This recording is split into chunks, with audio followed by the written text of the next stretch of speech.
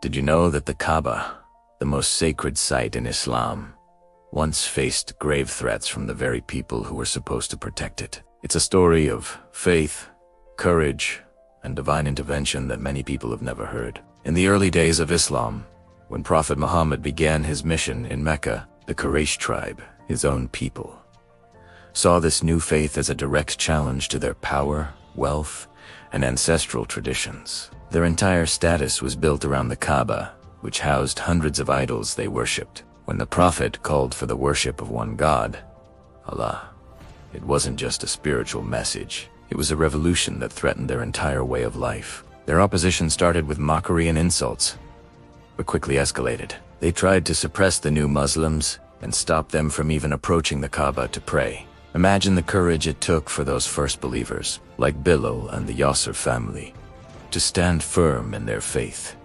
right in the heart of enemy territory. They faced persecution and torture, yet their resolve to worship at the Kaaba only grew stronger. Their steadfastness was a powerful act of defiance, showing that the Kaaba belonged to Allah, not to the idols of the Quraysh. The Quraysh's hostility reached a boiling point. They boycotted the Muslims, cutting them off from food, water, and social contact for 3 agonizing years. Their goal was to starve them into submission and force them to abandon their faith and, by extension, their claim to the Kaaba.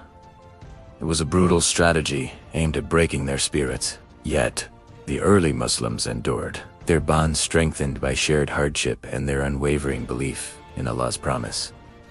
This conflict wasn't just about control of a building, it was a battle for the soul of Arabia. The Quraysh even plotted to assassinate the Prophet, to extinguish the light of Islam once and for all. It was this intense persecution that led to the Hijrah, the migration to Medina. But even from afar, the Muslims' hearts remained tied to the Kaaba. Their prayers were still directed towards it, a constant reminder of their ultimate goal: to return and purify the house of Allah.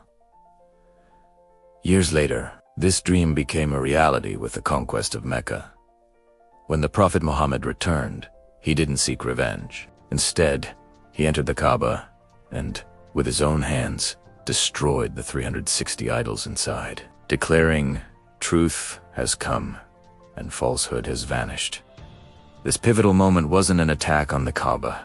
It was its liberation. It restored the sacred house to its original purpose, as a center for the worship of the one true God, just as it was built by Prophet Ibrahim. The story of the Kaaba in early Islam is a powerful testament to the resilience of faith. It shows how a small group of believers, through their courage and trust in Allah, protected the sanctity of this holy site against overwhelming odds. The Kaaba stands today not just as a structure of stone, but as a symbol of unity, perseverance, and the ultimate triumph of truth. Thanks for watching. If you found this story inspiring, don't forget to like, share, and subscribe for more insights into Islamic history.